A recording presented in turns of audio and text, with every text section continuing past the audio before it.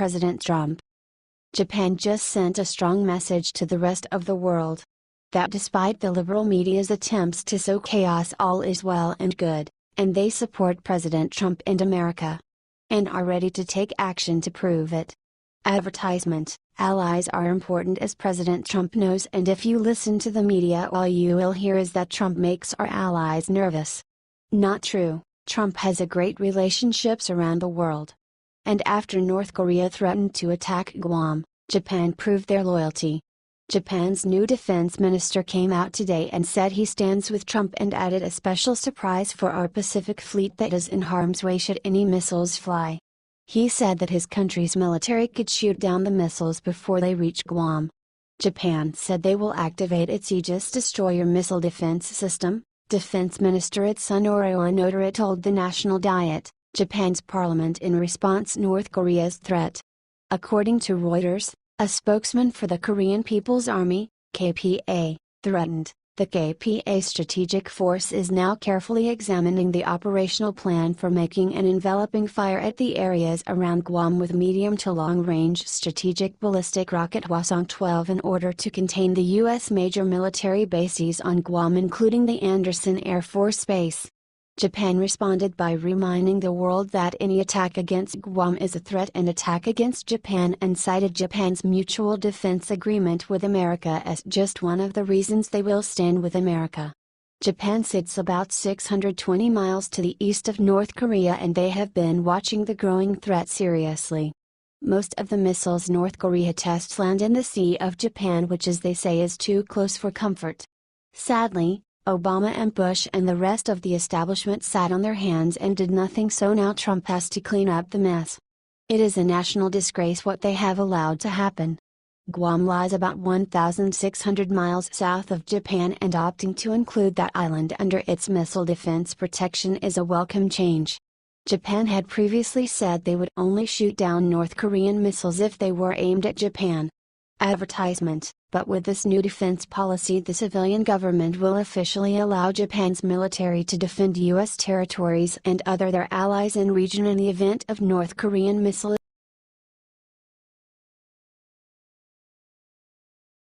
Polling expert accurately predicts which 10 Senate seats will switch to GOP in 2018. There are numerous polls out that are saying that the GOP is doomed in 2018 and the midterm elections next year. There is one problem: the Senate doesn't seem to be in as much danger. Eric Bradner of CNN has bad news for Democrats: they shouldn't expect an easy ride in 2018. Well, if you like to bet, get ready for a fun midterm election. Bradner said that nearly 10 Senate races across the nation would likely flip this year. Guess what? Only 2 of them are Republicans. Advertisement: the massive battles in the primaries are making things more difficult than they should be. The Republicans have the advantage. The Democrats are running 10 senators for re-election. That's a lot. The states where Trump won in 2016 are also the states where the Democrats are up for re-election. The GOP, meanwhile, only has 2 members who currently look like they could be in real jeopardy. At stake is control of the Senate, where the GOP currently holds 52 of 100 seats. Democrat Senate seats most likely to flip: Missouri, Senator Claire McCaskill; Indiana, Senator Joe Donnelly; West Virginia, Senator Joe Manchin; Montana, Senator John Tester; North Dakota, Senator Heidi Heitkamp; Wisconsin, Senator Tammy Baldwin; Ohio, Senator Sherrod Brown; Florida, Senator Bill Nelson. Republican Senate seats most likely to flip: Nevada, Senator Dean Heller; Arizona, Senator Jeff Flake. Democrats are on their heels out of pocket in 2018.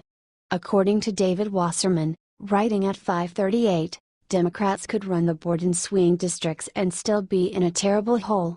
Even if Democrats were able to win each seat that are up for re-election that Trump won or Hillary was close, they would still lose in both the Senate and the House.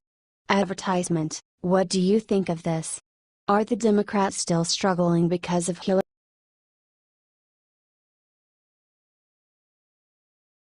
Breaking: Australia takes massive stand for America, puts squeeze on North Korea.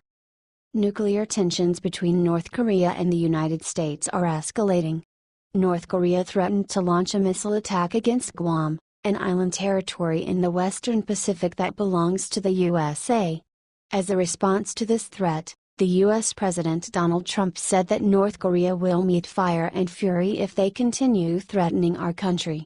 The whole world is watching this ongoing feud and everyone is waiting to see the next moves of both countries. If North Korea launches a missile attack, the United States will not sit and wait to see what happens next. Our country is more than ready to defend itself, even if that means the conflict may end up in war. Some countries are standing with America against North Korea and their leader Kim Jong-un. Among those is Australia. Their Prime Minister Malcolm Turnbull announced that if North Korea attacks the US mainland or its territories, Australia will instantly join the conflict. Breitbart reports, America remains by its partners, including Australia obviously, and we remain by the United States, Mr. Turnbull told nearby radio station 3yaw on Friday morning. So be sure about that. On the off chance that there's an assault on the US, the ANZUS Treaty would be conjured and Australia would go to the guide of the United States, as America would go to our guide in the event that we were assaulted. The Australia, New Zealand, United States Security Treaty, also known as the ANZUS Treaty, ties the US, Australia and New Zealand together in a pact to cooperate on military issues in the Pacific Ocean area. If any of these three countries face an attack, each country will meet the common threat. Turnbull also said that he talked about North Korea's action with the Vice President of the United States Mike Pence. According to Turnbull, it's the worst flashpoint on the planet today. He also added that the terms of the Australia U.S. Union are clear. But be under no misapprehension, in terms of defense, we are joined at the hip, he said. The American alliance is the absolute bedrock of our national security. If there is an attack on the U.S., we would come to their aid. Now, how that manifests itself obviously will depend on the circumstances and the consultations with our allies, according to Patriot Report. If North Korea attacks our country or any territory of ours, they will meet fire and fury, as President Trump said. We have our allies like Australia and New Zealand to defend us as well. Hopefully, more countries will follow their example.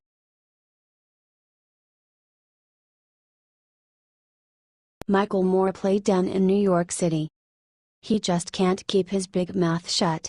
Not even to chew, it seems, as he is always spouting out some nonsense about the evils of the GOP. True, he helped elect George W. Bush by backing Ralph Nader, and his guilt is still obvious. Advertisement. Which is why he went around the country warning liberals that Trump was going to win. Moore still has some connections to the real America despite his huge bank account, which he famously got from conning liberals with one-sided diatribes aimed to fatten his wallet, not their brains. But he will never admit that. He believes he is a man of the people, and so he has turned his ire towards President Trump. He smells money. Let's not delude ourselves as the liberals do and think he is fighting for truth, justice, and the American way. The guy is a conman, plain and simple, and liberals, if we know anything, love to be conned to a sleep in their little bubbles of elitism. If it feels good, do it, and who cares for the consequences?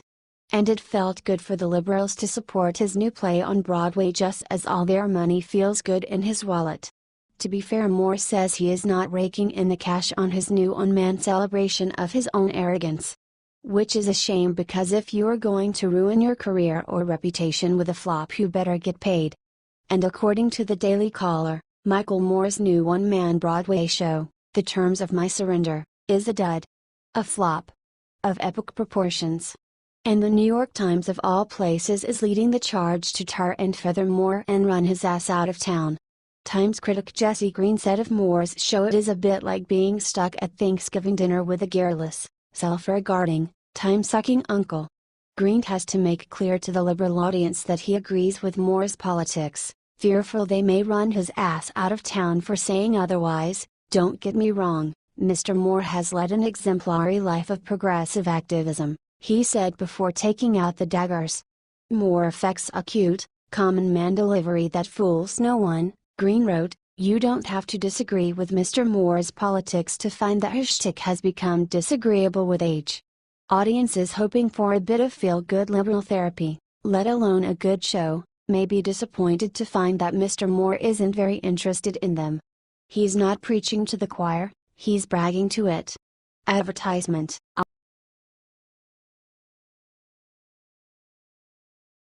After telling Trump the F word, Jennifer Lawrence gets ultimate payback and it hurts bad.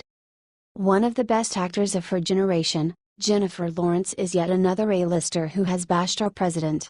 She believes the country is divided and angry, but she neglected to understand how much of that is due to the Obama administration. She called for peace even though last year she said that if she met the president, she would tell him "fuck you." She was on the cover in the Vogue upcoming September issue and there was an interview associated with the cover. Vogue published Wednesday.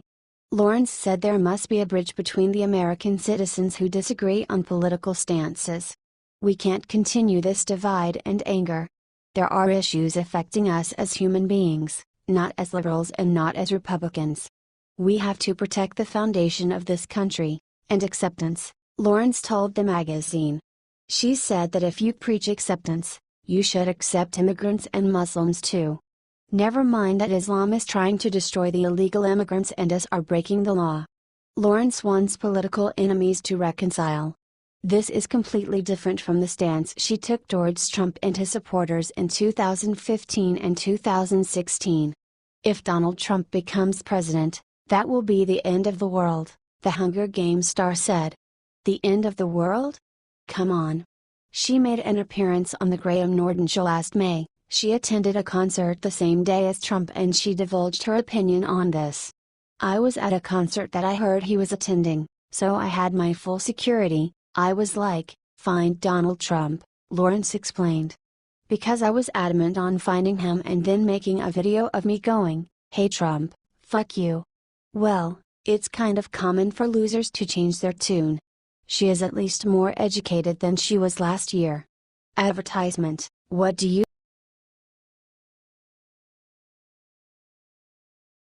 New poll finds majority of Americans side with Trump on key issue. Are you one of them? With everything that the mainstream media pumps out over the airwaves, you would think that Trump's voters have all turned on him. The mainstream media loves pushing fake polls, like Clinton have a 96% chance of beating Trump. Well, this isn't true. It would seem that the majority of Americans did not see Trump's common sense travel ban as a Muslim ban. According to the poll, 56% of the registered voters view the order as a terrorist hotspot restriction, while 37% said it is more likely Muslim ban. Advertisement. Although over half of those polled don't think the move was not an attempt to discriminate based on religion, a majority of the country disapproves of the executive order. The fact is, terrorists are killing us and we must stop them as much as possible. The Washington Examiner reported that 46% of Americans supported Trump's immigration order issued on January 27. The Anderson Robbins Research and Shaw and Company Research lead a poll of 1,013 registered voters across the country and they conducted interviews via landline and cell phone. Moreover, the majority always sided with Trump, true patriotic Americans. President Trump is just getting started and he already has people siding with him. If only liberals left him to do his job. It shows for a fact that the fake news media is a bunch of liars. He works his hardest to make America great again. It is truly despicable the way that the media finds it appropriate to bash our president constantly. Yes, freedom of speech is there, but why can't we respect the leader of our nation? The leader of the free world deserves respect. If someone disagrees with you, it doesn't mean that you insult and attack them. You just have a different opinion. Trump keeps on winning. Advertisement. What do you think of all of this?